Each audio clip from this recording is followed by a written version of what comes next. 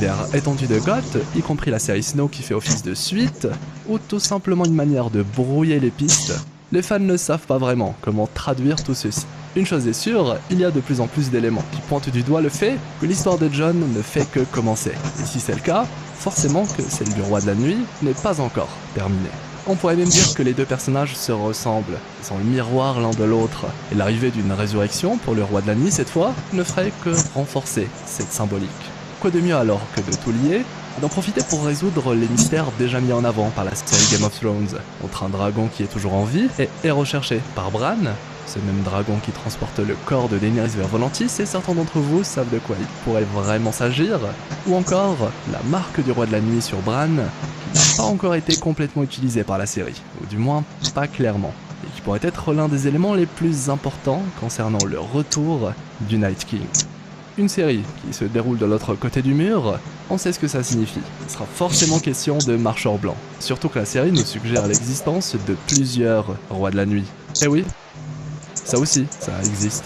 Quant à la marque présente sur Bran, elle mérite une vidéo à elle seule, tellement on touche à ce qu'il y a de plus mystique dans l'univers de Game of Thrones. Surtout que ça coïncide étrangement avec le changement d'identité qu'a subi Bran.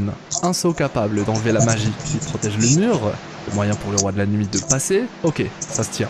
Mais une marque laissée par le Roi de la Nuit, c'est selon moi beaucoup plus que tout ça.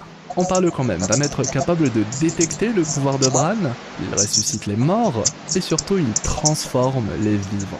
J'ai toujours vu en cette marque le moyen pour le Roi de la Nuit de s'accaparer petit à petit le corps de Bran. La marque est une sorte de parasite, un parasite magique, et la magie du Roi de la Nuit est de loin ce qui existe de plus puissant et mystérieux dans Goth. Et selon cette théorie, il se pourrait qu'il puisse revenir via la marque. Dites-vous que cette magie est tellement puissante qu'elle traverse le temps, littéralement. Car le Roi de la Nuit dépose sa marque sur Bran lorsque ce dernier est en train de visualiser le passé. Et ça c'est très important. La marque arrive à se matérialiser dans le présent. Car oui, si Bran arrive à influencer le passé, comme il l'a fait avec Hodor, le Roi de la Nuit lui nous prouve via la marque, via Bran, qu'il peut influencer le futur. Et vous savez quoi? Pour une série suite de Game of Thrones, et peu importe la manière, je trouve qu'il est pertinent de nous présenter le retour du Roi de la Nuit, ou au moins nous expliquer qu'il continue de vivre à travers Bran, et c'est plutôt ce dernier qui devient à son tour la menace. C'est un petit peu fou comme idée, mais le sourire de Bran, lorsqu'il devient le nouveau roi de Westeros, pourrait finalement être le sourire du Roi de la Nuit.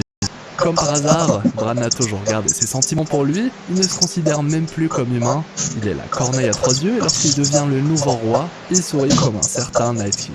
Permettez-moi de douter de tout ceci. Je ne sais pas vous, mais je trouve ça intriguant. C'est même fascinant d'explorer les possibilités d'une suite de Game of Thrones. Espérons seulement que cette série Snow sera à la hauteur, aussi qualitative que House of